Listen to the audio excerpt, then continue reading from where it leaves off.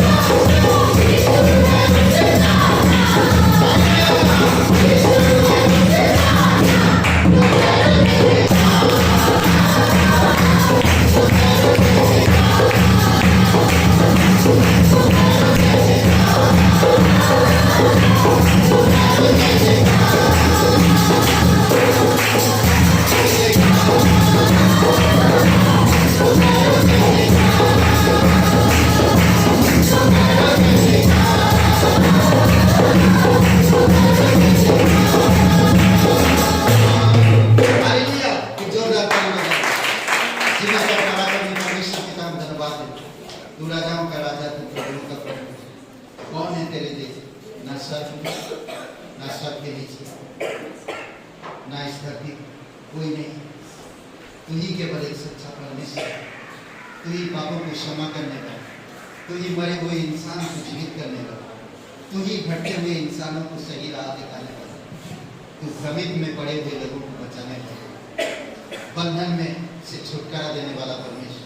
तू ही एक परमेश्वर है जो चंगाई देता है, तू ही एक परमेश्वर है जो स्वर्ग में ले जाता है, तू ही एक परमेश्वर है जो हमारी अनुग्रह से बर्ताव करता है, हमारा चिंता करता है, हमें हर एक बंधन से मुक्त करता है। धन्यवाद देते परमेश्वर, तेरी स्तुति आराधना और महिमा करते तो जीवित परमेश्वर अपने हाथों को उठाकर तेरी आराधना करते। धन्यवाद प्रभु तेरी महिमा, तो जीवित परमेश्वर। धन्यवाद आपके प्रेम के, धन्यवाद हमारी परवाह करने के, धन्यवाद हमें सही रास्ता दिखाने के लिए। आज हमें बल दो, हम तेरी आज्ञाओं के अनुसार तेरी इच्छा को पूरा कर सके। धन्यवाद देते परमेश्वर। Thank you.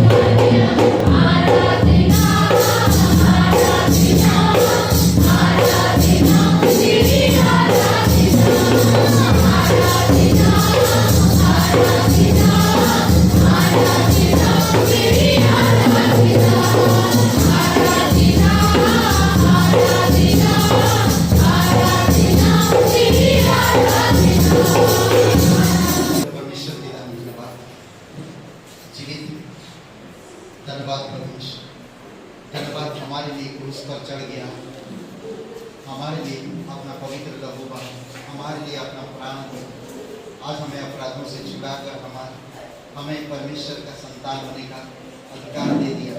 धन्यवाद देते प्रभु यीशु, तेरी सच्चाई से हमें कवर करना पिता, तेरी धार्मिकता से हमें ढांक देना प्रभु, तेरे उजाला में हमारी कदम रहे प्रभु यीशु, ताकि हम जहाँ कहीं भी अंधकार हो वहाँ उजाला कर सके। प्रभु आप सहायता करें। धन्यवाद देते, अभिषेक करो प्रत्येक हृदय आत्मा को। धन्यवाद देते, आज का दिन को इस समय को तेरे चरणों पर रखो। प्रार्थना प्रभु यीशु मसीह के नाम से मांगते हैं, आमीन। सभी लोगों को जय मसीह की। ग्रेटर ग्रेस कलीसिया में आप सभी का स्वागत है। आइए हम जोरदार तालियां उस परमेश्वर के लिए होते हैं।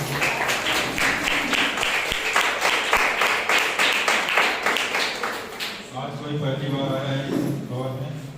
कोई है जो पहली बार आए हुए हैं? क्या नाम है? अनिल जी, आपका बहुत बहुत स्वागत है इस भवन में। परमेश्वर आशीष करें। जोरदार तालियां हो जाए।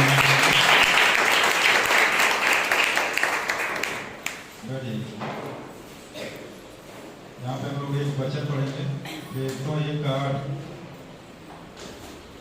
पवित्र आत्मा के तुम पर उतरने पर तुम्हें सामर्थ प्राप्त होगा और तुम यरूशलेम के सारे यहूदिया, सामरिया तथा पृथ्वी के दूर दूर तक के क्षेत्रों में मेरे गवाह होंगे। परमेश्वर का वचन कहता है जब पवित्र आत्मा हम पे उतरेगा तो हमें हमारे जीवन में एक अलग ही गवाही आती है। हेलो, जैसा आप सभी लोग जानते हैं कि रविवार के दिन 10:30 बजे गाइडेंस पब्लिक स्कूल में सभा लगती है। तो समय का थोड़ा विशेष ध्यान है ताकि हम लोग समय से परमेश्वर की महिमा कर सकें और उसके वचन का आनंद ले सकें। बुधवार को शाम 7 बजे सभा लगती है रजनीखंड की बटा 242 सेंटेनस स्कूल के बगल में। और शनिवार नरसिंहपुर गांव होगा, वहाँ भी सभा लगती है। तो प्रार्थना करिए कि वहाँ के लोग और भी परमेश्वर में बढ़ें। 24 दिसंबर को क्रिसमस पाठलक है, 25 दिसंबर को कांथा गांव क्रिसमस, और साप्ताहिक परिवार हैं आज के। अमित और रूबी जी के परिवार के लिए प्रार्थना करिए कि परमेश्वर इन्हें आत्मिकता में बढ़ाए, शांति और बुद्धि दे। साप्ताहिक संधि हैं पास्टर रिचर्ड और लता बाकू के लिए प्रार्थना करें कि परमेश्वर पवित्र आत्मा और उसकी इच्छा के अनुसार उनको अगुवाई करें, नए शिष्य बने और कलीसिया बने। साप्ताहिक जन्मदिन 5 दिसंबर अमित आराधना, 7 दिसंबर सरिता बरेली से। परमेश्वर इन्हें आशीष करें। और कुछ नाम है यहाँ पे, प्रीति, अमृत कुमार, रचना जी, इन नामों के लिए प्रार्थना करें कि परमेश्वर इन्हें चंगाई दे। जो इनके सिर में दर्द रहता है परमेश्वर उन्हें दूर करे, स्त्रियों की गोद भर सके। आशा जी, सेनो जी, फैजाबाद, नेहा जी, शिल्पी काता गांव से नाम के लिए प्रार्थना करें कि परमेश्वर इन्हें संतान से ब्लेस करे। क्योंकि जब हम सब मिलकर प्रार्थना करते हैं तो परमेश्वर हमारी प्रार्थनाओं को जरूर सुनता है। और जैसा आप सभी लोग जानते हैं कि आने वाला जो क्रिसमस पर्व है उसके लिए आप सब से गुजारिश है कि परमेश्वर के इस भवन में आप लोग जो बढ़ चढ़कर योगदान दे सकते हैं, और आप लोग का सहयोग हमारे लिए सर्वोपरि है। यहाँ पे एक वचन हम लोग पढ़ेंगे, जैसे हर बात में अर्थात विश्वास, वचन, ज्ञान और सब प्रकार के यज्ञ में और उस प्रेम में जो हमसे रखते हो बढ़ते जाते हो, वैसे ही दान के काम में भी बढ़ते जाओ। परमेश्वर का वचन कहता है कि जैसे हम विश्वास में, ज्ञान में, प्रेम में बढ़ते जाते हैं, उसी तरह दान में भी हमको बढ़ना है। तो क्रिसमस के लिए जो भी सहयोग आप दे सकते हैं वो देते रहिए धीरे धीरे। प्रार्थना करते हैं आज के लिए इतना ही। पिता परमेश्वर हम धन्यवाद करते हैं और तेरी महिमा तेरी स्तुति करते हैं पिता परमेश्वर। जो भाई बहन आज पिता परमेश्वर पहली बार इस भवन में आए हैं पिता, तो उनके हृदय उनकी आत्मा से बातें करना पिता परमेश्वर, कि वे तुझे तेरे वचन को समझ सके पिता परमेश्वर, तो उन्हें बुद्धि और ज्ञान देना पिता परमेश्वर। धन्यवाद करते हैं, तेरी महिमा तेरी स्तुति करते हैं पिता परमेश्वर। प्रत्येक भाई बहन पिता परमेश्वर बहुतायत से पिता परमेश्वर तेरे भवन में तेरे राज्य में बोल सके पिता परमेश्वर और अपना सहयोग दे सके। तेरी आशीष हो पिता, धन्यवाद करता हूँ, तेरी महिमा करता हूँ पिता परमेश्वर यीशु के नाम से। मैं संदेश जाने से पहले मैं थोड़ा सा बताना चाहता हूँ।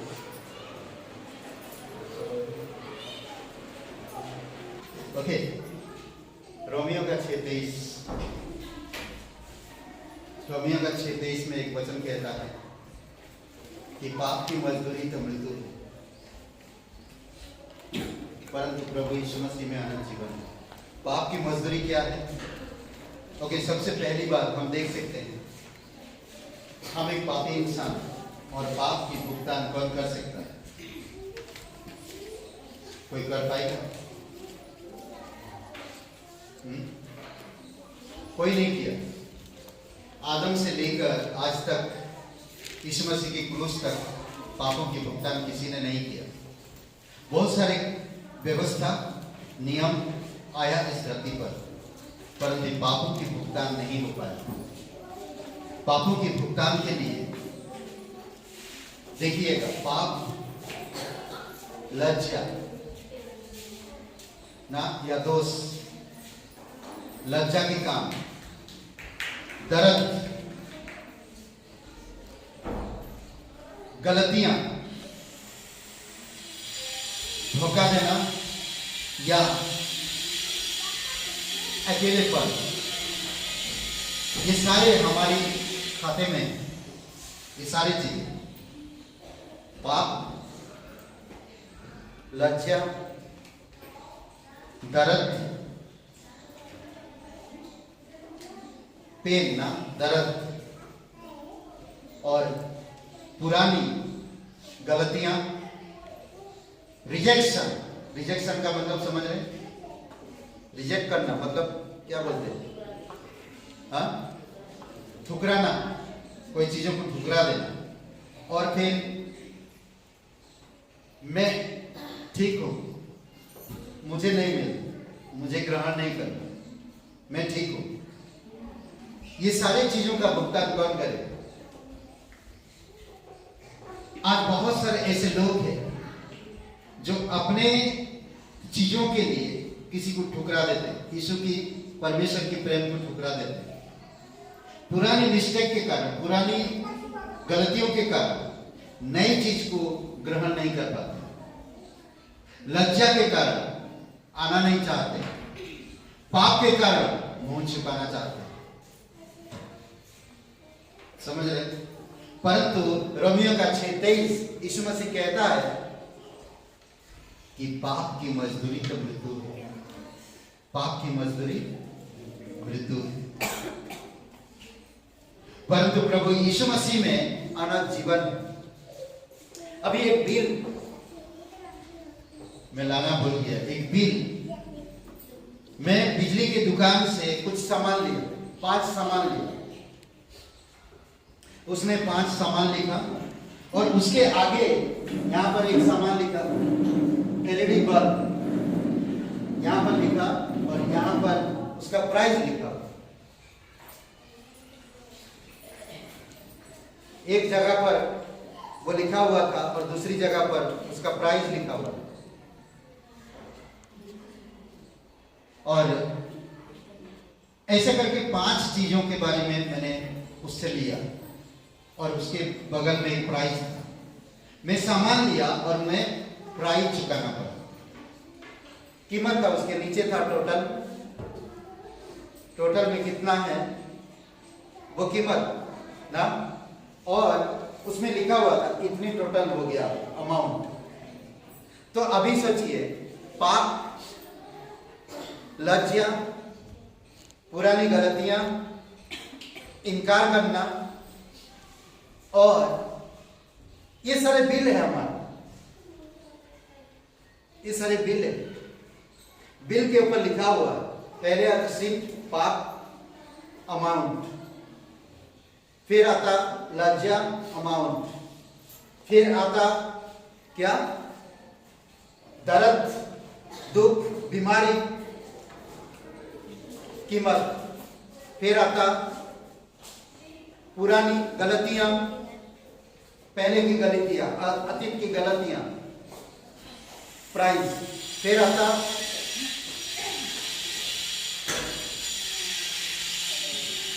अकेलेपन और इनकार करना, इसकी प्राइस। टोटल आप देखेंगे क्या है, भरपूर पाप। अगर सोचिए कि हम 3 दिन में 1 झूठ बोलते हैं तो 30, 1 महीना में 30 झूठ बोलते हैं, करेक्ट? तो 1 साल में कितना हो जाता है? कितना होता है 1 साल में? 300, सिंपल है। 1 साल में कितना दिन होता है? 360। 1 साल में 360। पर आप 70 साल जिएंगे तो कितना हो जाता है? हाँ, 70 और 360 दिन कितना हो गया? तो सोचिए ये सारे का कीमत क्या है, कौन भुगतान करेगा? आप कोई सामान लेते हो उसका भुगतान करना पड़ता है, पर आपको नया जीवन मिला, अनंत जीवन, नया जीवन, आपका पाप माफ हो गया, आपको छुटकारा मिला, आपको कीमत यीशु मसीह की मृत्यु। सोचिए तो, आपको कोई कीमत चुकाना नहीं पड़ा, आपके बिल में कोई कीमत जो था वो था मृत्यु, टोटल था मौत, परंतु आपकी उस मौत को और किसी ने ले ली। यीशु ने कहा पाप की मजदूरी तो मृत्यु है। आपने मरा पाप के लिए? मरा आपने? नहीं, आपने पाप के लिए नहीं मरा। किसने मरा? यीशु ने आपके जगह पर मरा, तो आपको आपका पेड़ कर दिया। तो अब आपको पेड़ करने की जरूरत है? पेड़ करने की जरूरत है? नहीं। जब आपको पेड़ करने की जरूरत नहीं, तो आज आपको समझना होगा कि यीशु ने जो मेरा बिल भर दिया वो टोटल था प्राइस मौत, मृत्यु। यीशु मसीह पर जो इंसान विश्वास करता है वो उद्धार पाता है। जब आपको उद्धार मिला है तो आज आप परमेश्वर में कैसे हो, अपने आप को जांचो और परमेश्वर में अपने आप को पढ़ो कि आप क्या सोच रहे हो, क्या कर रहे हो। मैं एक पापी इंसान था, मेरे लिए कोई और मरा नहीं, पाप से मुझे कोई छुड़ाया नहीं, पाप से मुझे कोई बचाया नहीं। मैं मिस्टेक के ऊपर मिस्टेक करते जा रहा, मैं गलतियों के ऊपर गलती करते जा रहा। मैं अकेला रहना चाहता, मुझे किसी की जरूरत नहीं, कोई परिवार की जरूरत नहीं मुझे। मैं अकेला रहना चाहता, खुद का जीवन जीना चाहता हूं, मैं इसी तरह सोचता था और पाप पे पाप करते जा रहा। परंतु मुझे कौन छुड़ाएगा इन सब चीजों से? मैं सब कुछ करता था, कमाई करता था, नौकरी करता था, घूमता था, पैसा कमाता था, सब चीजें करता था, तीर्थ यात्राएं करता था, सब कुछ करता था, गरीबों को दान दे रहा, सब कुछ कर रहा, परंतु मैं पाप में लगा हुआ हूं। कौन मुझे छुड़ाएगा? कौन मेरे लिए क्रूस पर चढ़े? मेरा पाप का बिल कौन भरेगा? मैं नहीं भर सकता क्योंकि मैं एक पापी इंसान। समझ रहे? मैं नहीं भर सकता, कौन भरेगा? कोई तो है, देखा मैंने, कोई भी नहीं था मेरे पापों का बोझ उठाने के लिए, कोई नहीं था मेरे पापों का बिल को पे करने के लिए, कोई नहीं था मेरे पापों का भुगतान करने के लिए, कोई भी नहीं आया, कोई भी नहीं था। फिर किसी ने कहा आकर, मैं तुम्हारी पापों का बोझ उठाऊंगा और तुम्हारी पापों का बिल मैं पेड़ करूंगा। और वो था यीशु, वो था यीशु। जब यीशु मेरे लिए क्रूस पर चढ़ा, मेरे पापों के बदले मेरी मौत को अपने गले लगाया, उसने स्वयं मरा। अब मैं आजाद, अब मुझे छुटकारा मिला, अब मुझे नया जीवन मिला। अब मुझे यीशु को क्या करना चाहिए? यीशु ने कहा मरकुस का 16 का 15 में, जाओ सारे जगत में जाकर मेरे सुसमाचार का प्रचार करो। यीशु ने कहा जब तुम विश्वास करोगे, जब तुम्हारे पास पवित्र आत्मा आएगा, जब तुम समझ पाओगे, जब तुम पवित्र बाइबल को समझ पाओगे, तब तुम क्या करोगे? यरूशलेम, यहूदिया, सामरिया और पूरे संसार की छोर तक तुम मेरे गवाह होगे। आप कौन हो? जो इंसान यीशु मसीह पर विश्वास करता कौन है? वो एक राजदूत है और वो एक गवाह है। कितने लोगों को आज गवाही दी है आपने कि आप एक पापी थे, आपका बिल मौत था, भुगतान मौत था। किसने? आपने मरा नहीं, किसी ने मरा आपके लिए नहीं, मेरे पापों के लिए यीशु ने क्रूस पर चढ़ गया और मुझे छुड़ा लिया। आज मुझे यही गवाही देना है, यही बताना है, यही समझना है, प्रभु यीशु मसीह मेरे पापों के लिए क्रूस पर चढ़ गया, वो मेरा भुगतान किया। सोचिए, लकवे की रोगी के बारे में सोचिए। मरकुस के 2 अध्याय, 4 लोगों ने उसे पकड़कर यीशु के पास लाते और यीशु क्या कहता? कब से बीमारी है ये पूछता नहीं। यीशु ने परमेश्वर की वो सामर्थ को बांटने आया, लोगों से प्यार करता और जानता कि लोग पाप में भरे हुए, पाप के कारण उनको दर्द है, कोई चल नहीं सकता, कोई देख नहीं सकता, कोई सुन नहीं सकता, कोई हाथ पैर हिला नहीं सकता, ऐसे पड़े हुए डेड बॉडी की समान हर एक इंसान पापों के कारण क्या कहा? अभी रोमियो का 6:23 में, पाप की मजदूरी तो मृत्यु है। और यीशु उस इंसान के पास जब आया तो उसे क्या कहा? पहला शब्द क्या कहा? उसे क्या कहा? हाँ, मरकुस का 2 अध्याय में क्या कहा? लकवे की रोगी से क्या कहा यीशु मसीह? हाँ, क्या कहा? अभी मैं सर फोड़ दूंगा मैं, नहीं, क्या कहा? क्या विश्वासी, जबरदस्त विश्वासी आप लोगों ने, क्या कहा?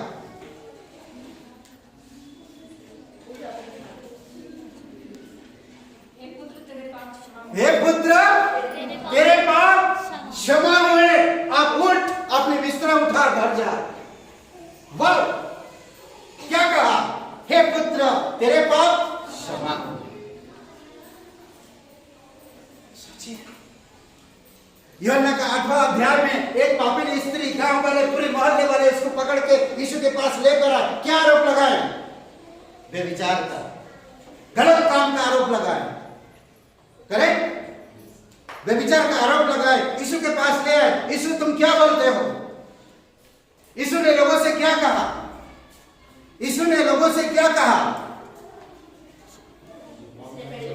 जो निष्पाप हो वही पहला पत्थर मारे। तो क्या हुआ? वहां पर जितने खड़े थे निष्पाप थे? कोई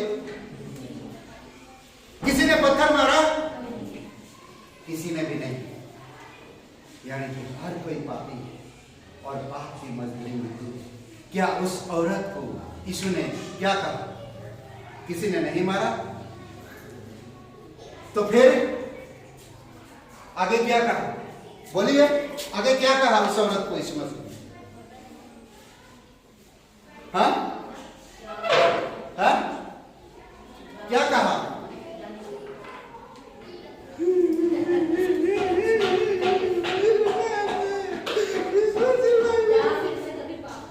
जा, फिर से कभी पाप मत कर, क्योंकि पाप के कारण तेरे ऊपर न्याय आने वाला था, परंतु परमेश्वर ने तेरे न्याय को बदल दिया और तुझे नया जीवन दे दिया। अद्भुत है ना? हालेलुया। सोचिए, गलत काम करोगे तो न्याय आएगा, दंड मिलेगा, गांव वाले मार के फेंक देंगे बाहर। न्याय से बच जाओगे। करुणा, दया, प्रेम, अनुग्रह, ये सारी चीजें परमेश्वर की देन है। अद्भुत है, नहीं? अद्भुत है। तो इसीलिए आपकी पाप और मेरे पाप, मेरे शर्म, मेरे इनकार, मेरे दर्द, मेरी परेशानी, मेरा निराशा, इस सब कुछ यीशु क्रूस पर अब मुझे बढ़ने की जरूरत है। समझ रहे हैं? इसीलिए जरूरी है कि आपको मुझे समझना। एक गीत है, फिर आप लोग आगे बढ़ेंगे।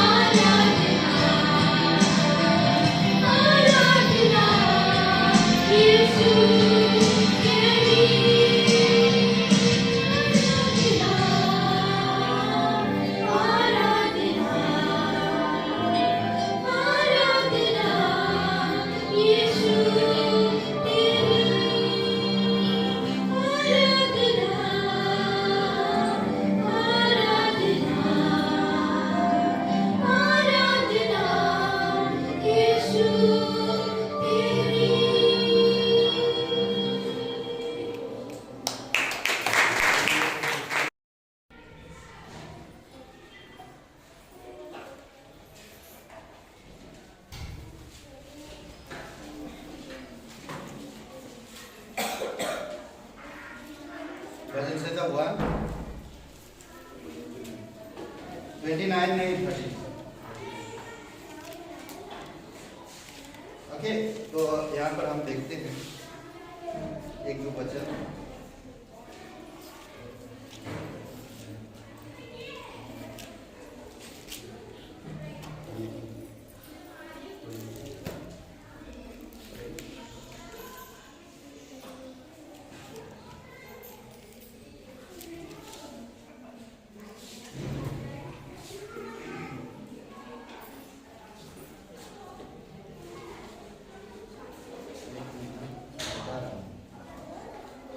बता रहा हूँ 1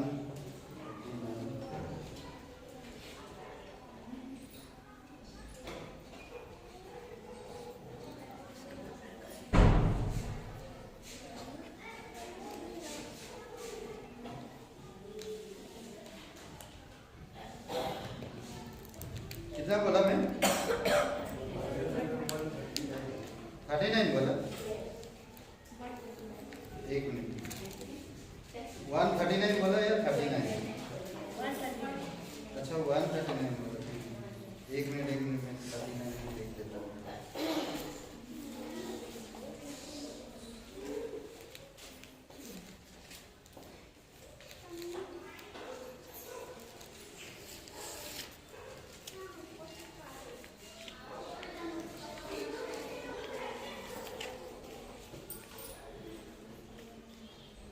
नहीं 139 बराबर है। तो एक दो वचन पढ़ते, एक और दो। हे यहोवा, तूने मुझे जांच कर जान लिया है।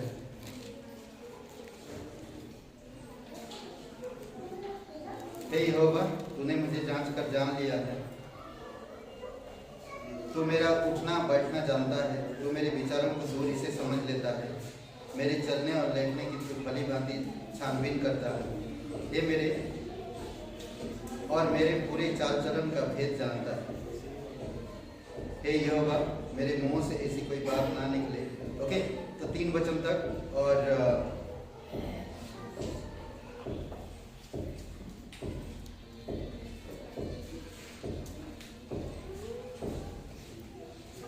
14 वचन देखिए। मैं तेरा धन्यवाद करता हूँ, मैं तेरा धन्यवाद करूँगा इसलिए कि मैं भयानक और अद्भुत रीति से रचा गया हूँ। तेरे काम तो आश्चर्य के हैं और मैं उसे भली भांति जानता हूँ। जब मैं गुप्त में बनाया जाता और पृथ्वी के नीचे स्थानों में रचा जाता था, तब मेरी हड्डियाँ मुझसे छिपी ना थी। तेरे आंखों ने मेरे विडोल तत्व को देखा और मेरे सब अंगों को दिन दिन बनते जाते देखा। ओके, तो यहाँ पर एक बातें, ओके, तो हम लोग देख सकते हैं परमेश्वर हर एक चीज को बनाया है और हमको भी बनाया है, और सबसे बेहतरीन चीज इंसान है। और शुरू से इंसान को हमेशा परमेश्वर देते आए, हमेशा। तो आज भी आपको दिया, पता है परमेश्वर ने आज आपको दिया कुछ, जानते हैं? आज परमेश्वर ने दिया आपको, जानते हैं क्या दिया? हैं? ओके, अनंत जीवन क्या दिया? आज कोई कुछ परमेश्वर दिया, क्या दिया? कुछ दिया? आज का दिन दिया, आज का दिन दिया, क्या दिया? और किसी को कुछ परमेश्वर क्या दिया? प्रेम, आनंद, शांति, और कुछ दिया? और क्या दिया? हाँ, आज क्या दिया? आज आपको दिया है परमेश्वर, पर आपको मिला भी है, आप उसको ग्रहण भी किया है, पर आपको पता नहीं। सूरज का किरण दिया, ऑक्सीजन दिया, सांसें चला आता है, करेक्ट? दिन दिया, करेक्ट? परमेश्वर दिया नहीं आज आपको? अगर रात में आपकी आंखें नहीं खोलकर तो सूरज की किरण आज नहीं मिलती। लोग सूरज की किरण के लिए तरसते हैं, लोग ऑक्सीजन के लिए तरसते हैं, उसको पैसा कीमत लगाना पड़ता है उनको, पर आज परमेश्वर आपको मुफ्त दिया। जानते हैं इसके बारे में आप? कई बार हम नहीं जानते। पेड़, आज कोई ना कोई पेड़ से आप फल फ्रूट खाया, परमेश्वर देता है। कोई सारी चीजें उगाया, आज शायद आप रोटी सब्जी खा के आए होंगे, तो वो चीजें जो दिया परमेश्वर का देना ना। आजकल ज्यादातर क्या चल रहा है बाजार में? फूल गोभी, आलू, ना, ये परमेश्वर का देन है। पेड़ से फल आता है, ये परमेश्वर का देन है। देखिए किस तरह से परमेश्वर रोज दे रहा, पर आपको कहता मुझे थोड़ा दिया करो, खुशी से दिल से मुझे दिया करो। मेरे कलीसिया के मेरे लोग, वैसे उसे तो कुछ जरूरत नहीं है, वो हमें सब कुछ देता, उसे कुछ जरूरत नहीं है, पर वो हमारी विश्वास को देखना चाहता है। कई सारे आप भजन में पढ़ेंगे वो आहार किस तरह प्रदान करता है। वो सूर्य आज्ञा दिया है कि रोशनी दे ना। कितना खूबसूरत बातें हैं ना ये सब चीजें जो परमेश्वर हमें रोज देता है। रोज सोचिए, फूल गोभी नहीं आता, उगता ही नहीं फूल गोभी, तो हम लोग खा ही नहीं पाते। फूल गोभी के लिए तरसते, इतना महंगी होती पूछो मत, कितना महंगा होता ना। शुरू में जब आता कीड़ा लगा हुआ चीज 50 रुपया एक, 50 रुपया 60 रुपया, मैं तो हैरान हो जाता हूँ। परमेश्वर मुफ्त उगाता हूँ। कई सारी चीजें जो परमेश्वर हमें मुफ्त देता है और हम उसकी कीमत लगाते हैं। आज भी परमेश्वर आपको मुफ्त दिया बहुत सारी चीजें, पर हम उसे जानते नहीं, पर हमें भी परमेश्वर को देना चाहिए। इसीलिए क्रिसमस आ रहा, आप जो पार्टिसिपेट करना चाहते हैं, जयप्रकाश जी है, आप उनको दे सकते हैं। और 24 तारीख को यहाँ पर प्रोग्राम होगा और पॉटलक होगा। और दूसरी बात है कि 25 तारीख को हम माँ का गाँव में प्रोग्राम करेंगे, ठीक है। आइए प्रार्थना करते हैं। दयालु और कृपालु परमेश्वर, सारा आदर सारा महिमा मुझे देते प्रभु यीशु, जीवित और पराक्रमी परमेश्वर, धन्यवाद इस दिन को, इस समय को प्रभु यीशु मसीह। हर चीजें आप मुफ्त में हमें देते हैं, सूरज की किरण, ऑक्सीजन, फल, प्रभु यीशु मसीह, कई सारे ऐसे चीजें, पानी, कई सारे ऐसे चीजें जो हम रोज इस्तेमाल करते हैं, वो आप हमें भरपूर से देते हैं। धन्यवाद है, तेरी स्तुति महिमा करते हैं। दिल से हम दे सके आपके राज्य के लिए, आपकी कलीसिया के लिए, आपकी महिमा के लिए। आप हमें मदद करो, यीशु मसीह के नाम से मांगते हैं, आमीन।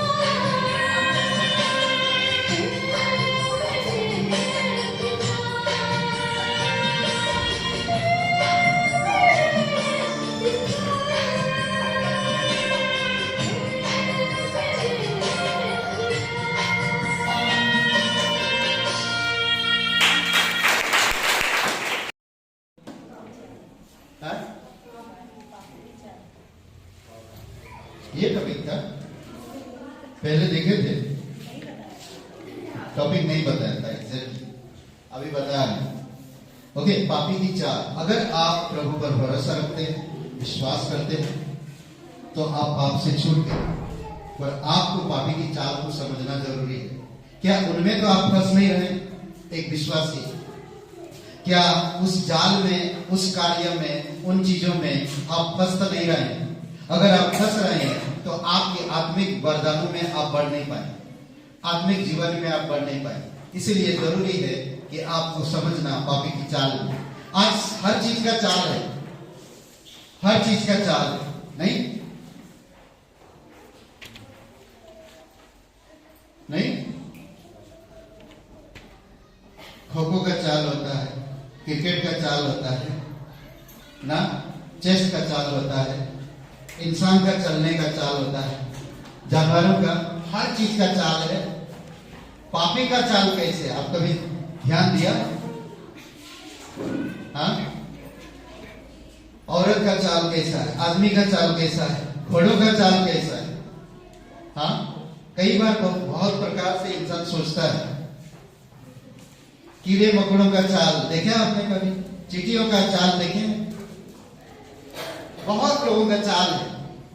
तो आज हम ध्यान देंगे थोड़ा सा बाइबल में कुछ वचन के साथ पापी का चाल, पापी का चाल कैसा है, ठीक है?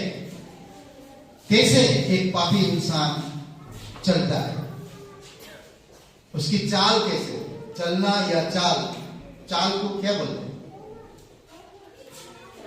मूव, चलना ना, करेक्ट? तो उसके बारे में आज बात करेंगे हम। परमेश्वर जगत से प्रेम किया, आपने इकलौता बेटा दे दिया। सिंपल सी बात है, परमेश्वर ने अपने बेटे को दिया, किस लिए? पापी को बचाने के लिए। पाप के कारण इंसान क्या हुआ था? पाप के कारण इंसान क्या हुआ? हाँ? पाप के कारण परमेश्वर से अलग हुआ था, और पाप के कारण क्या हुआ? हाँ?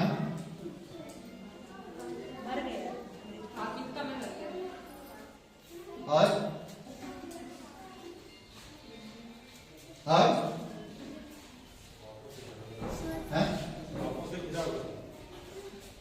घेरा हुआ, ओके, और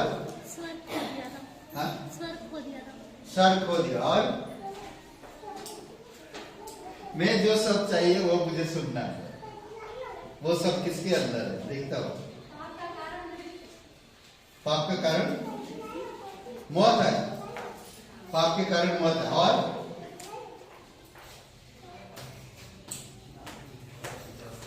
हाँ, पाप ने इतना प्रभाव डाला कि, और एक शब्द मुझे सुनना है, पाप के कारण दुख है।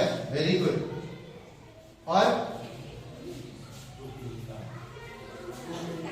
है, दुख मिलता है। यस, बात सही है, ये सत्य है, पाप के कारण दुख मिलता है। पर हमारे दुख के लिए आया यीशु मसीह? नहीं, हमारे पाप के लिए। जब हम पाप से प्रायश्चित करेंगे तभी तो हमें सुख मिलेगा। पाप के कारण क्या हुआ? आदम की बगीचा से भागो, यहां बहुत गड़बड़ किया तुमने, भगा दिए। कहा? आदम की बगीचे, आनंद की बगीचा। मैं कहता हूं वो आनंद की बगीचा से आदम और हवा को यूं निकाल दिया। क्यों? रिक्वेस्ट किए, मैंने नहीं किया, औरत ने हवा ने, मैंने नहीं किया कुछ। हे प्रभु, हे परमेश्वर, हे पिता, मैंने कुछ भी नहीं किया। कौन? हवा ने, मुझे मत निकालो यहां से, तुम दोनों जाओ, निकल। और एक शब्द मुझे सुनना चाहता, परमेश्वर की संगति से दूर हो। हाँ, वो भी सही है एकदम, आप सब लोग सही बोल रहे हैं। पर जो शब्द मुझे चाहिए वो बोलिए, वो शब्द आपको मिल जाएगा यूहन्ना, सॉरी, लूका का 19 अध्याय वचन 10 में।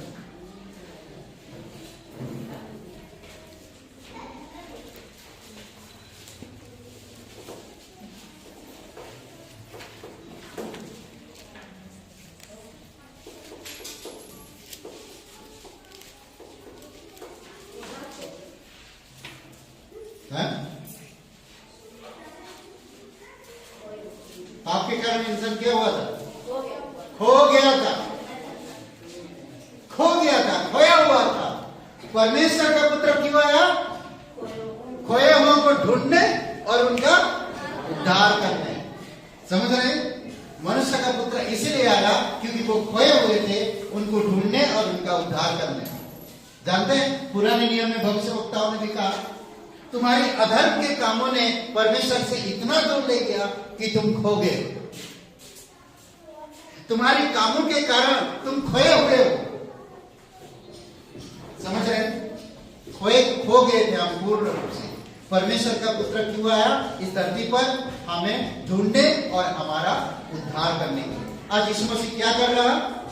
हर एक इंसान के लिए क्रूस पर क्या किया? संपूर्ण कार्य थे, पूर्ण कार्य जो कोई भी मानव इतिहास में या इंसान की तरफ से कोई भी नहीं कर सकता, यीशु मसीह ने वो पूरा किया।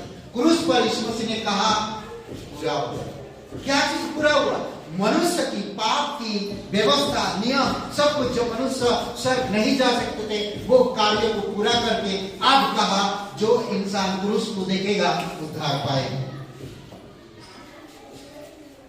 हालेलुया। हाँ, अद्भुत है, अद्भुत है बात।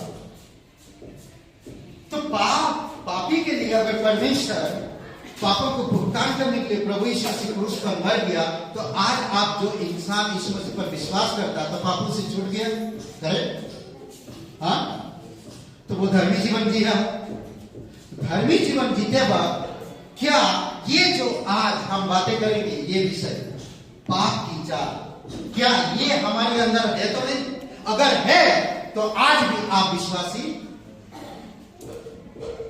क्योंकि पापी की चाल को भी समझना जरूरी है। समझ रहे हैं? कई बार इंसान परमेश्वर के वरदान को, वरदानों को नहीं समझ पाते, परमेश्वर के पवित्र वचनों को नहीं समझ पाते, ठट्टों में उड़ाते हैं। परमेश्वर सच्चा है, वो जीवित है, वो भरोसामंद परमेश्वर है। हमें उसका आदर करना, उसका भय रखना, उसकी वचनों में बढ़ना और हमें जिस कलीसिया का सदस्य बनाकर हमें रखा, उस कलीसिया में मजबूती के साथ आगे बढ़ना, मजबूती के साथ। मुझे उससे कोई मतलब नहीं, मुझे इससे कोई मतलब नहीं, मुझे इससे कोई मतलब नहीं, मुझे उससे कोई मतलब नहीं, मुझे परमेश्वर से मतलब है। हालेलुया।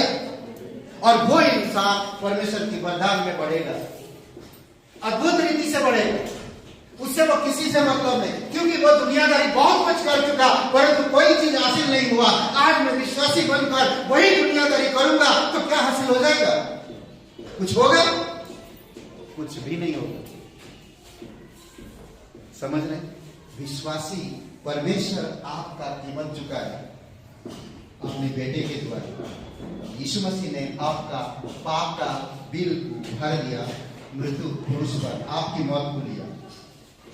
मुझे ये समझना होगा। पौलुस जान गया, पौलुस समझ गया था, पौलुस अच्छी तरह से जान गया था परमेश्वर मेरे लिए क्या किया, इसीलिए वो आप कुछ भी करने के लिए तैयार है, कुछ भी करने के लिए। आप मुझे पत्थरवा करोगे, मुझे कोई परवाह नहीं, पर यीशु नासरी उद्धार करता है और कोई नहीं। मैं पापी था, मेरे पापों के लिए यीशु क्रूस पर चढ़ा। आज मैं जो बातें कर रहा हूं वो यीशु के वजह से मेरे पापों को हमेशा के लिए माफ किया और मुझे नया जीवन दिया। ये जो जीवन मैं जो गवाही दे रहा, ये गवाही मेरा नहीं, यीशु का है। वो आपसे प्यार करता है, कब्र में गया, तीसरे दिन मरे हुए से जी उठा, वो आज स्वर्ग में है, जिंदा है और जीवित है। वो आप पर विश्वास, अगर आप उस पर विश्वास करते हैं तो आपका उद्धार होगा। पौलुस हर एक जगह पर जाकर बता रहा है। प्रेरितों के काम 1:8 में क्या कह रहा है? तुम मेरे गवाह हो, तुम मेरे गवाह हो। आज विश्वासी को समझना होगा पाप की चाल क्या है। सबसे पहली बात आप देखिए,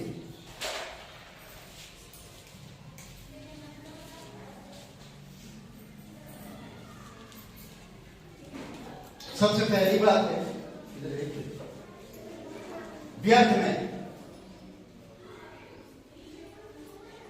ओके, व्यर्थ में चलना, व्यर्थ में चलना, ये कैसा होता है? व्यर्थ में चलना, कोई मतलब नहीं, बाइबल पढ़ो ना पढ़ो, कलीसिया समाज सब आधा मैसेज खत्म हो जाता है, वो करते व्यर्थ में आ गए। आपका जीवन व्यर्थ है, आप परमेश्वर में भय नहीं है। कभी भी आप परमेश्वर की इच्छा आपकी उंगली पर रचाओ। परमेश्वर जीवित है, परमेश्वर सच्चा है, परमेश्वर पवित्र है, व्यर्थ में क्यों काम कर रहे हैं? देखिए वचन क्या कहता है 39:6 में, भजन संहिता। सचमुच मनुष्य छाया सा चलता फिरता है, छाया सा चलता फिरता, ये थोड़ी समय है, कब क्या हो जाए हमें नहीं मालूम। क्यों मैं बर्बाद कर रहा समय? एक दिन रविवार मिलता, क्यों ना मैं आधा दिन कंप्लीट ना करूं, जल्दी में पहुंचूं कलीसिया में, जाकर मैं थोड़ा टेबल साफ करूं, जाकर मैं थोड़ा प्रार्थना करूं, कलीसिया में बैठकर मैं परमेश्वर की लोगों के लिए प्रार्थना करूं, ताकि कलीसिया भर जाए।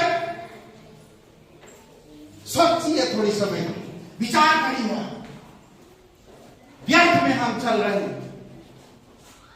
मेरा जीवन छाया मात्र है, मेरा जीवन छाया मात्र है। बीच में बादल आया, छाया गायब। मेरा जीवन वैसा है, समझ रहे? वैसा है। आगे क्या था देखिए, सचमुच वे व्यर्थ घबराते हैं, वह धन का संचय तो करता है, परंतु नहीं जानता कि वे कौन लेगा। घबराते हैं, भयभीत होते हैं। आज आंधी तूफान, बड़े बड़े चक्रवात तूफान आ रहा, भूकंप हो रहा, आज क्लाइमेट चेंज हो रहा, लोग घबरा रहे, लोग डर रहे, समझ रहे? डर रहे लोग, परेशान है लोग, कब कहां क्या हो जाए हमें नहीं मालूम। लोग आज कमा रहे, छोड़ जा रहे हैं, कौन खा रहा, व्यर्थ सब चीजें कर रहे हैं। आज मैं विश्वासी को यही प्रोत्साहन करना चाहता कि आप समय बर्बाद मत करो, व्यर्थ में मत चलो, व्यर्थ में मत चलो। परमेश्वर को महत्व दो, परमेश्वर में कमाई करो। परमेश्वर ये मूल्यवान है, हम पिछली बार देखा, ये मूल्यवान है। मैं उसमें समय बिताऊं, मैं इसको समय दूं, मुझे व्यर्थ में नहीं चलना है। 1 घंटा बाइबल पढ़ने के लिए हमें प्रॉब्लम है, 1 घंटा, परंतु हम 1 घंटा 2 घंटा और कई चीज में लगा देते हैं। किसी के साथ बकवास करने के लिए हम 2 घंटा 3 घंटा लगा देते, परंतु आधा घंटा बाइबल पढ़ने के लिए, आधा घंटा प्रार्थना करने के लिए हम समय नहीं बिता पाते। कैसे विश्वासी है हम, मैं कैसे हूं? परमेश्वर के साथ समय नहीं दे पा रहा हूं, परमेश्वर से बातें नहीं कर पा रहा हूं, परमेश्वर के वचन नहीं पढ़ रहा हूं। मेरा मन इधर, मेरा मन उधर, मेरा मन व्यर्थ चीजों की तरफ भाग रहा है, मुझे ले जा रहा और मैं व्यर्थ चल रहा हूं। इसीलिए संभव देशक में सुलेमान ने सब कुछ ट्राई करने के बाद कहता है, सब कुछ व्यर्थ है। सूर्य के नीचे जो कुछ भी उत्पन्न होता, जो कुछ भी करता हूं, सब कुछ व्यर्थ है। आखिरी में कहता, जीवन का कर्तव्य है कि परमेश्वर का भाई माने और उसके साथ लिपटे रहे। वही सुलेमान कहता, सब कुछ व्यर्थ है, व्यर्थ में मत चलो। आपका जीवन थोड़ी समय के लिए छाया मात्र है, छाया मात्र है हमारा जीवन। धन के पीछे आज जो हम व्यर्थ समय लगाए, आप नहीं जानते वो किसका होगा, आप नहीं जानते। दूसरी बात, घमंड में प्लीज विश्वासी हो, नम्र बनो, विष्णु जैसा था वैसे सोच विचार रखो, घमंडी मत बनो। एक घमंडी ईगो लाता है और हमें परमेश्वर से दूर करता। हम दिख तो रहे विश्वासी, परंतु हमारी घमंड है, इसी कारण से हम विश्वासी सही तरह का विश्वासी नहीं, पवित्र आत्मा से काम नहीं कर रहे, परंतु घमंड से, अपनी ताकत से काम कर रहे हैं। देखिए वचन क्या कहता है, नीति वचन 6 और वचन 12 में, अनर्थकारी टेढ़ी मेढ़ी बातों को बकना बकता फिरता है। ओछे और अनर्थकारी को देखो, बहुत टेढ़ी टेढ़ी बातें बकता फिरता है। कैसे? टेढ़ी मेढ़ी बातें करना, इधर की बातें उधर की बातें, अनर्थकारी बातें, वो परमेश्वर की बातों पर मन नहीं लगाते, परमेश्वर की बुद्धिमत्ता पर मन नहीं लगाते, परमेश्वर की ब्लेसिंग, परमेश्वर की सामर्थ, परमेश्वर की योजना, परमेश्वर की इच्छा, परमेश्वर मेरे जीवन में क्या करना चाहता, ये सब चीजों पे मन नहीं लगाते वो लोग। विश्वासी तो है, परमेश्वर उनके लिए क्रूस पर जीवन दिया, परमेश्वर ने उनको संसार से चुना, परमेश्वर ने उनको नरक से बचाया, परंतु उनका मन परमेश्वर ने नहीं। ऐसे मत बनो, ऐसे मत बनो, घमंड से अलग रहो। कई सारे घमंड लोगों के कारण हम देख सकते बाइबल में उनका जीवन सर्वनाश हुआ, सर्वनाश हुआ। साउल राजा केन घमंड के कारण दुनिया में बहुत कुछ फैला दिए, गलत चीजों को लाए दुनिया में वो लोग, उनकी घमंड के कारण, उनकी घमंड के कारण परमेश्वर को क्रोध में आकर उनको नाश करना पड़ा कई सारे जगहों पर, घमंड के कारण। समझ रहे? इसीलिए सावधान रहो, घमंड से दूर रहो, क्योंकि घमंड करने वाले लोगों से परमेश्वर विमुख रहेगा। विमुख का मतलब साथ नहीं देता उनकी। विमुख का मतलब ऐसे, मैं नहीं देखूंगा तुम्हारी तरफ, मैं तुम्हारी बातें नहीं सुनूंगा। विमुख उनके तरफ नहीं देखता, ध्यान नहीं देता। घमंड, इसीलिए घमंड चूर चूर कर देता है लोगों का परिवार, घर, रिश्ते, सामर्थ, पद, सब कुछ घमंड चूर कर देता। इसलिए नम्र बनो। परमेश्वर स्वर्ग की महिमा छोड़कर इस धरती पर उतरा। फिलिपियों का 2 अध्याय, मौत को भी सह लिया। आज आपको कोई अगर बुरी बातें कर देता तो सहन नहीं कर पाते, आज अगर आपको कोई उल्टा सीधा बोल देता तो सहन नहीं कर पाते, परंतु परमेश्वर ने आपकी हर एक गुनाह को सहन किया, आपके शर्म को सहन किया, आपकी पुरानी गलतियों को सहन किया, आपकी मुंह की झूठ को सहन किया, आपकी आरोप को सहन किया और क्रूस पर बलिदान हो गया। सोचिए, घमंड से दूर रहो, घमंड आने मत दो आपके अंदर। तीसरी बात, अंधकार में संभव पदेशक 2 का 4, मूर्ख अंधेरे में चलता है। ये पापी का चाल एक हथियार क्या है? मूर्ख की जैसा चाल चलता, मूर्ख अंधेरे में चलता। अंधेरा उसको पसंद है, जो पापी इंसान होता है उसको अंधेरा पसंद है। यीशु मसीह ने खुद कहा यूहन्ना का 3 अध्याय में 19-20 में, जो लोग बुराई में काम करते हैं वो अंधकार में ही काम करना पसंद करते हैं, वो उजाला में कभी आना नहीं चाहते हैं। सोचिए क्यों? क्योंकि वो आएंगे तो उनकी गंदी काम उजागर हो जाएगा, उनकी गंदी काम उजागर हो जाएगा। इसी वजह से वो अंधकार में ही रहना पसंद करते हैं। संभव जैसे 2:14 में क्या कहता, देखिए, जो बुद्धिमान है उसके सिर में आंखें रहती है, जो बुद्धिमान है उसके सिर में आंखें रहती है। तो आप सभी लोग बुद्धिमान हो, इसलिए आपके सिर में आंखें है कि नहीं? हाँ, है कि नहीं? आप लोग सभी बुद्धिमान हो क्या नहीं? है? अरे कोई कुछ बोल ही नहीं रहा है। आप लोग सभी लोग बुद्धिमान है ना, क्योंकि आपकी सिर में आंखें, सिर में आंखें नहीं है। हाँ, कंफ्यूज है। ये सिर है आपका, यहां से पूरा सिर है ना, आंखें भी तो सिर में ही है ना। कमाल, समझते नहीं। ओके, तो आगे कहता देखिए, परंतु मूर्ख अंधियारों में चलता है, तो भी मैंने जान लिया कि दोनों की दशा एक सी होती है। कई बार इंसान यही सोचता है, अंधकार में रहता है, अरे दोनों की मृत्यु एक ही जैसा होता है, अंधारा में चलो, उजाला में चलो, चलता है सब कुछ, बोलते हैं ना। ये मूर्ख इंसान है, अंधकार की रहस्य को नहीं समझ पाता और ना ही ज्योति के रहस्य को समझ पाता। समझ रहे? परमेश्वर ने कहा हाँ, इस संसार में दोनों की हालत सेम होगा, परंतु जब परमेश्वर के सामने खड़ा होंगे, एक को बोलेगा भाई तुम अंधकार में जा, और एक को कहेगा तू ज्योति में रह। कहानी सुने नहीं? लूका का 16 अध्याय सुने है ना, लाजर और धनवान व्यक्ति की कहानी सुने हैं कि नहीं? घमंड में वो जी रहा था, अपनी धन दौलत की घमंड था उसके पास, करेक्ट। इसीलिए परमेश्वर अद्भुत बातें कहा, जो दीनता से काम करता है उस दिन उसको दया होगा, जो नम्रता से काम करता है, जो नम्र बांटता है, जो दया बांटता है, उस दिन उसे नम्रता से ग्रहण किया जाएगा। घमंड आपको बहुत सारी चीजें नुकसान कर देता है, इसीलिए घमंडी मत बनो। घमंडी के कारण परमेश्वर अंधकार में जो लोग रहते हैं उनके कार्य अंधकारमय होता है और वो कभी अच्छे कार्यों को समझ नहीं सकते।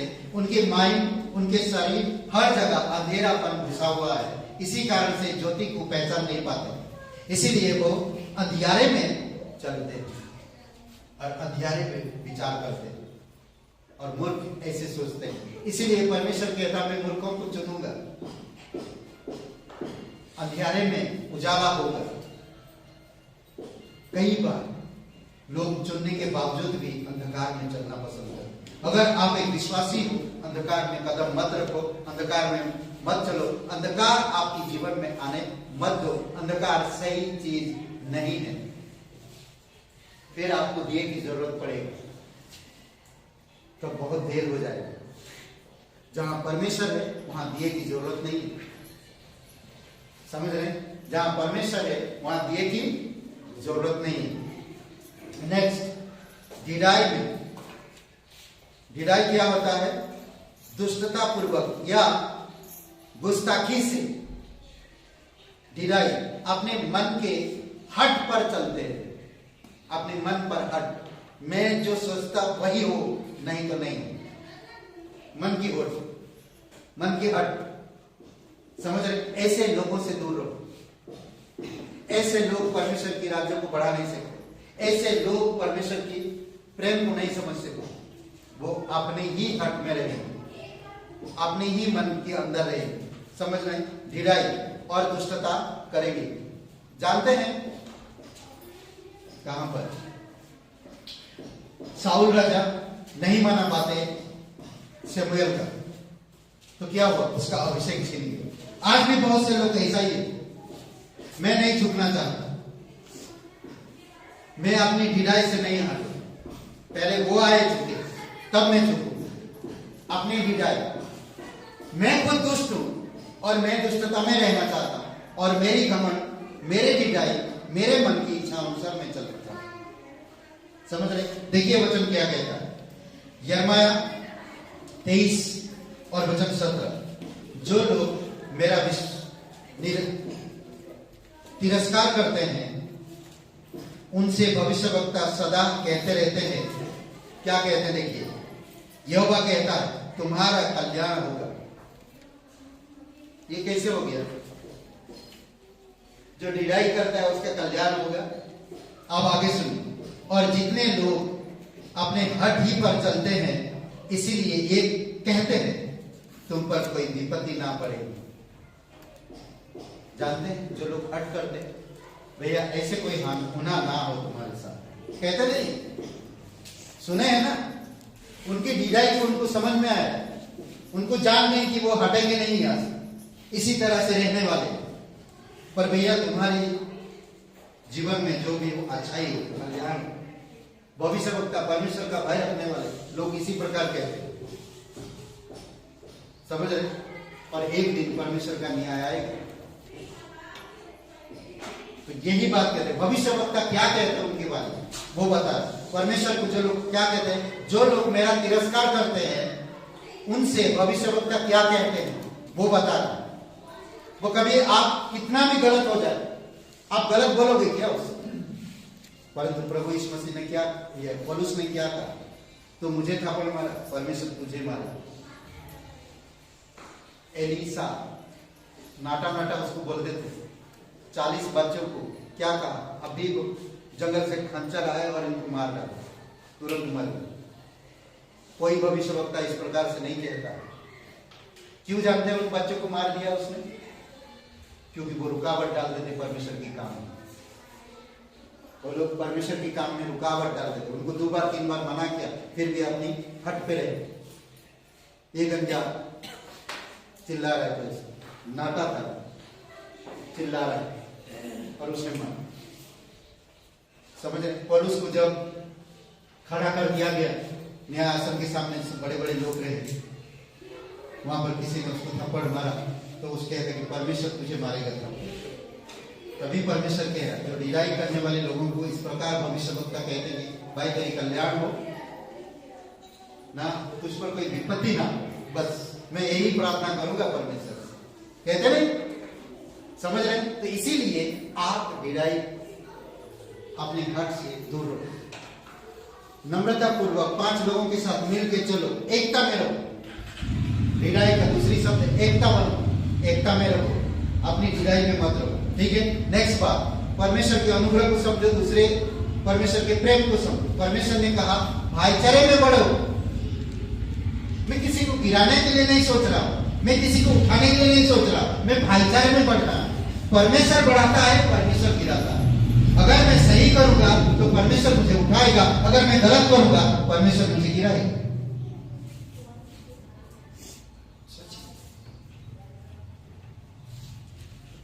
भैया ये पेड़ है, इधर डालियां है, डाली में मैं चढ़ के, पेड़ से मैं चढ़ के डाली में बैठा, इस तरफ आके बैठा, पेड़ उधर और मैं डाली यहां काटा, तो क्या हो? बड़ा नीचे गिर गया। नहीं? कभी कभी हम वही करते हैं, वही करते हैं। कई बार जिस परमेश्वर मुझे ब्लेसिंग करेगा, समझ देगा, बढ़ाएगा, पद देगा, ऊंचा करेगा, मेरे द्वारा बहुतों को, बहुत आत्माओं को बचाएगा, और मैं क्या करता हूं? हट कर बैठा, अपने मन को कठोर ढिलाई में ले लो। तो परमेश्वर के द्वारा तुम वैसा ही रहो, मैं दूसरे को खड़ा करता तेरी जगह।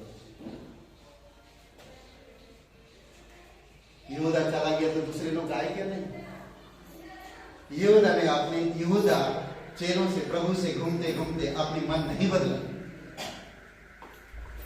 क्रूस पर यीशु मसीह चढ़ भी गया, तीसरे दिन जी भी उठा।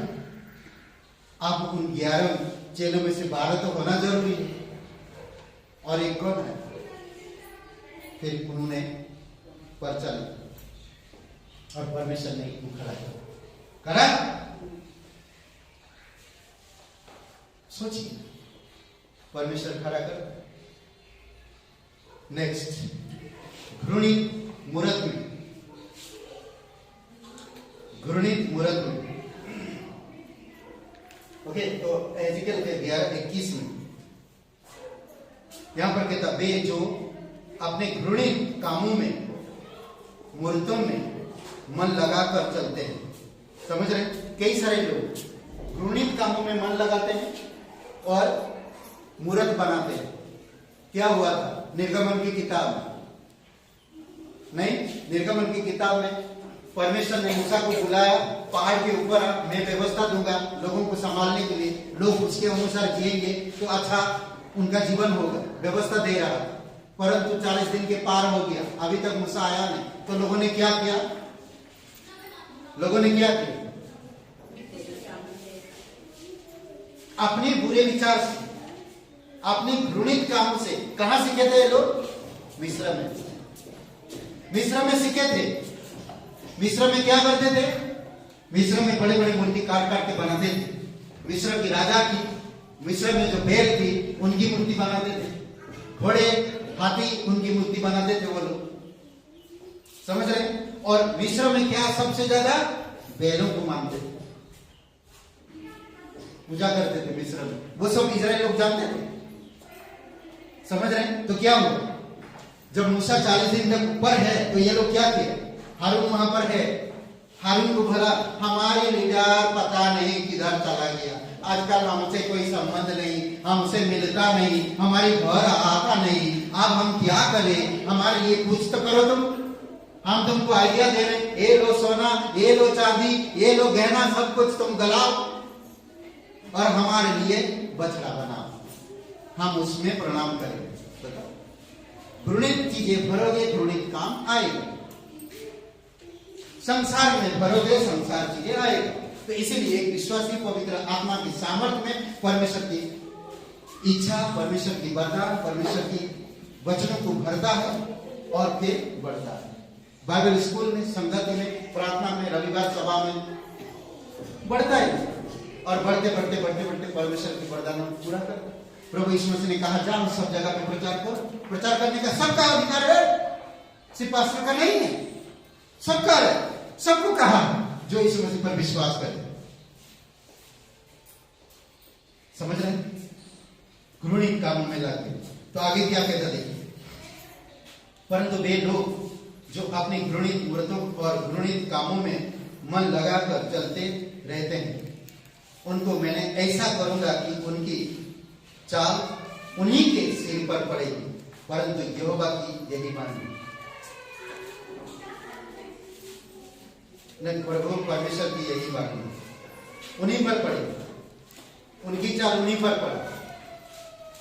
देखेंगे आप बहुत सारे जगह पर ना, एलिसा के समय, एलिया के समय,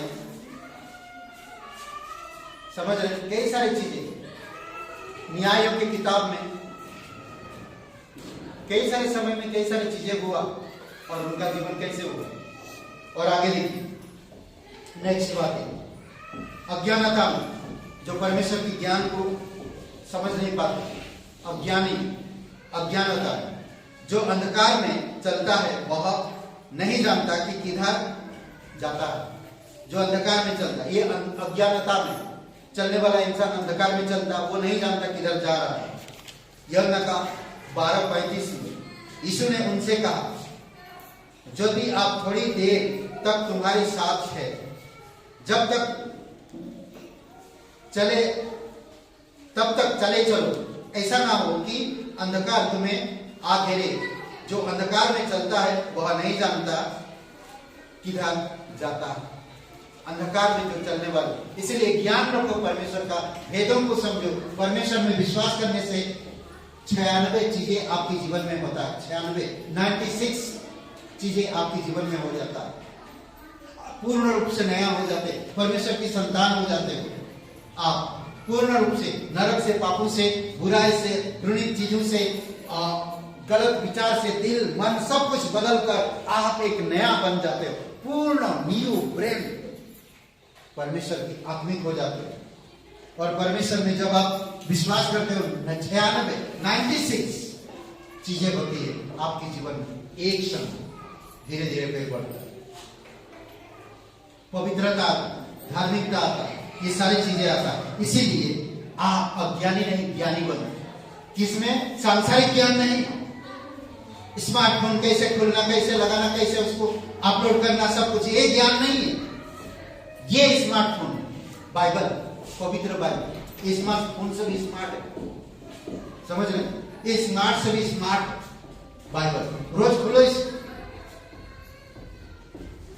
ना रिकॉर्डिंग होती है आपके दिमाग में, रिकॉर्डिंग हो, पढ़िए रोज वचन, रोज पढ़िए। देखिए स्मार्टफोन है ना, टैबलेट है, टैबलेट कितना बड़ा है, देखिए नहीं, खोलिए इसको, चलाइए, मत्ती का किताब खोलिए, संभवोपदेशक खोलिए, श्रेष्ठ गीत खोलिए ना, व्यवस्था विवरण खोलिए, ये सब ऐप है भरा हुआ, उत्पत्ति का ऐप, पाप कैसे आया, मनुष्य को कैसे बनाया गया ना, आदम का परमेश्वर का आज्ञा कैसे इंसान उल्लंघन किया, ऐप खुलो उत्पत्ति का, ऐप खुलो निर्गमन का, कैसे यात्रा किए परमेश्वर के लोग, कैसे यात्रा किए पता चलेगा।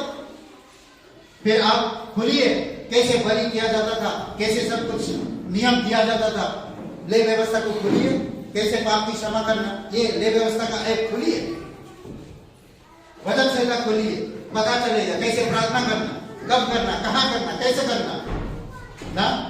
खोलिए वचन संहिता ऐप, अद्भुत है।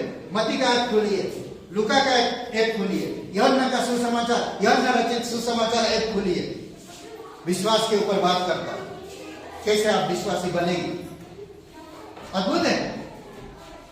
नहीं, पत्रियों को खोलिए, एक एक पत्री का ऐप, वो ऐप खोलिए, देखिए अद्भुत ज्ञान वहां पर मिलेगा, शॉर्ट में नहीं मिलेगा, सेल्फी में नहीं मिलेगा। बाइबल से सेल्फी लो, कितना अच्छा लगे परमेश्वर से ना, अद्भुत है ना। तो इसीलिए ज्ञान परमेश्वर का ज्ञान, बाइबल स्कूल। ओके, दूसरी बात, लास्ट में बंधन में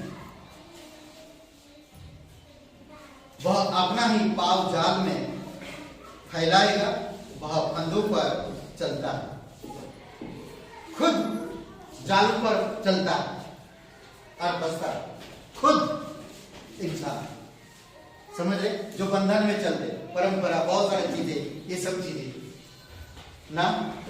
यीशु मसीह से भी परंपरा की शास्त्री फरीसी लोग पूछा, परंपरा कैसे हम चल, मूसा की व्यवस्था पर चले या अनुग्रह पे चले। आपने तो कुछ चीज मानते नहीं हो, सब दिन नहीं मानते हो, सब दिन में आप चंगाई करते हो, कुछ काम नहीं करना चाहिए व्यवस्था बोलता है, परंतु तुम काम करते हो। परंपरा, रीति रिवाज, बहुत सारी चीजें यहाँ पर समझा है। बंधन में लोग हैं, उस बंधन से बाहर, अगर एक विश्वासी बंधन में रहेगा, इधर भी उधर भी, तो कभी जिंदगी में बढ़ नहीं पाएगा, परंतु वह डूबते जाएगा। उसके कारण से मसीह जीवन की हंसी उड़ाई है, समझ रहे हैं। तो इसीलिए कोई बंधन में मत रहो, बंधन में जो इंसान रहते हैं वो इंसान डूबेंगे, और उनके कारण प्रभु यीशु मसीह का बदनाम होता है। इसलिए आप पूर्ण रूप से अंधकार में चलना है तो अंधकार में चलो, ज्योति में चलना तो पूर्ण रूप से ज्योति में चलो। नाम रखने के लिए लिया, उनका मान सम्मान करते हैं, पास्टर जी नहीं, मना नहीं कर सकते। बंधन में रहो, मुझे कोई प्रॉब्लम नहीं, उधर जाऊं या ना जाऊं, अरे आप डिसीजन करो, मैं थोड़ी बता सकता। आप परमेश्वर से विश्वास करते हो, आप विश्वास में आए हो, परमेश्वर ने आपको चुना, मैंने थोड़ी आपको। बाइबल बता रहा, बाइबल पढ़िए क्या करना चाहिए, क्या करना नहीं चाहिए, कैसे होती पापी का चाल। इसी तरह से अगर मैं पापी का चाल नहीं समझ पा रहा हूं तो मैं मानूंगा। यिर्मयाह कहता, एहजकेल कहता, जो पाप करेगा वो मरेगा, और पाप की मजदूरी मृत्यु है। प्रभु यीशु मसीह पाप को हमेशा के लिए मिटाया, आपको पाप से छुड़ाया, और आप फिर से पाप की चाल में चलते हो तो आपसे बुरा इंसान और कोई नहीं। दोबारा हम यीशु को क्रूस पे चढ़ा। सोचिए, एक बार जिस दर्द में जी रहे हैं आप, उसमें और दोबारा दर्द लग जाता कुछ, तो उससे भयंकर दर्द होगा। तो हमें वैसे जीवन नहीं जीना, हमें परमेश्वर की अनुग्रह को समझना, पवित्र आत्मा की चाल चलना, नया मनुष्य की चाल चलना, तो परमेश्वर दर्शन करें। आइए प्रार्थना करें। पवित्र, महान और सर्वशक्तिमान परमेश्वर पिता, हम धन्यवाद है, यहाँ पर सबकी आंखें बंद है, सबकी सर झुकी हुई है। कोई भाई बहन पहले कभी विश्वास नहीं किए, आज आपके पास मौका है। प्रभु यीशु मसीह आपसे बहुत प्यार करते हैं। हम पापी हैं और पाप के कारण हम मरने के बाद स्वर्ग नहीं जा सकते। कभी भी हम मर सकते हैं, 10 साल, 20 साल, 50 साल, 80 साल, 100 साल के बाद, कभी ना कभी तो मरेंगे। और मरने के बाद हम कहाँ जाएंगे हमें नहीं पता, हम कहाँ जाएंगे। लोगों से सुनते, कथा कहानी में पढ़े हैं स्वर्ग नरक है, पर क्या हम स्वर्ग में जा सकते हैं मनुष्य की इच्छा अनुसार, क्या कथा कहानी पढ़ कर सुनकर? परंतु यीशु मसीह कहता कि वो स्वर्ग से उतर कर इस धरती पर आए, हम पापियों से प्रेम किया, हमारे पापों के लिए क्रूस पर बलिदान हुआ और कब्र में गया और तीसरे दिन मरे उनसे जी उठा। वो जीवित परमेश्वर, वो हमारे पापों का भुगतान किया है।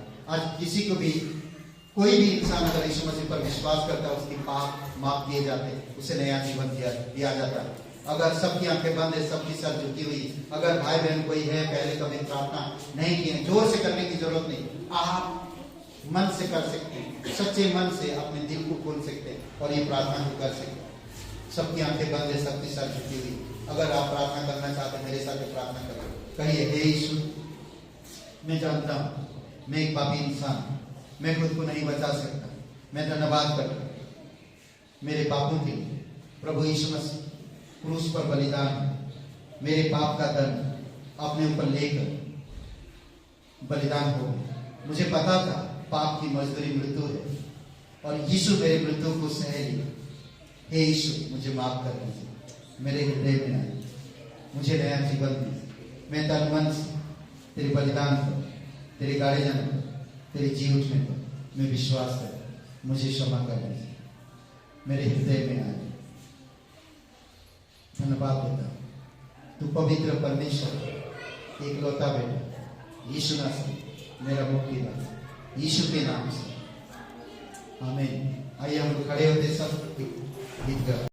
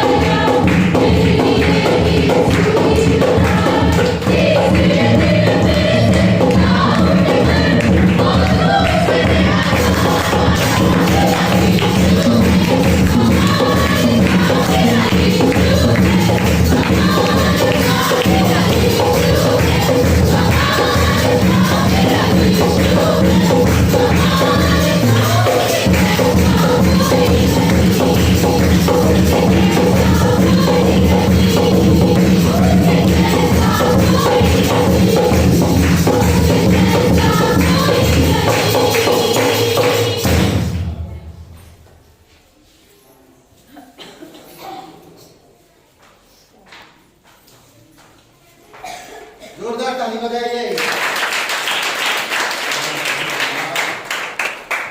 ओके, समझ में आया?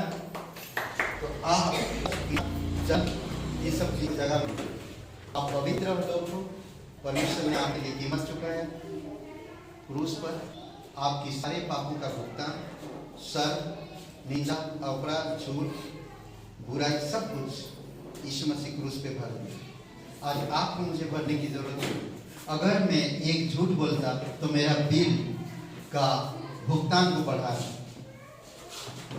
अगर मैं किसी से नफरत करता, ईर्ष्या करता, जलन करता, तो मैं क्या कर रहा हूँ? मेरे बिल बढ़ा रहा हूँ। मुझे पापी की चाल नहीं चलना, मुझे प्रभु की चाल चलनी, मुझे पवित्र आत्मा की चाल चलनी, मुझे विश्वास की चाल चलना। आमीन। आइए प्रार्थना करते हैं। पिता परमेश्वर, आपकी स्तुति महिमा धन्यवाद इस समय के लिए। तेरी दया तेरी कृपा के अनुसार सभी लोगों को अगुवाई करो। दुख सुख कष्ट मुसीबतों में तकलीफों में घटी कमी में आप मदद करना पिता। आपकी दया आपकी अनुग्रह पर हमेशा बनाई रखना पिता। यातायात में घर परिवार में शांति प्रेम आनंद से भरपूर करना और तेरी चमत्कार में तेरी अनुग्रह में तेरे सिद्धांतों में और तेरी पवित्र आत्मा की अगुवाई में आप अगुवाई करना, समझ बुद्धि से बढ़ाना पिता और तेरी सच्चाई में बढ़ने में मदद करना। धार्मिकता की चाल चले, पवित्रता की चाल चले और पिता पवित्र आत्मा की चाल चले, वचन की चाल चले, विश्वास की चाल चले। धन्यवाद देते प्रभु यीशु, जिस तरह तू है तेरे लोग वैसा ही हो। जहां तू रहेगा वहां तेरे लोग रहेंगे। प्रभु यीशु धन्यवाद देते, हम सच्चाई में विजय होंगे, धार्मिकता में विजय होंगे, हम तेरी पवित्रता में विजय होंगे। हम उस झूठ को, उस नफरत को, उस ईर्ष्या को, उस पाप को, उस पुरानी गलतियों को पैर के नीचे दबा देते हैं। प्रभु यीशु प्रत्येक परिवारों को, प्रत्येक भाई बहनों को तेरी दया और कृपा के अनुसार आप अगुवाई करो। धन्यवाद देते, तेरी स्तुति महिमा करते, यीशु मसीह के नाम से मांगते हैं। आमीन आमीन। सबको आशीष मिले।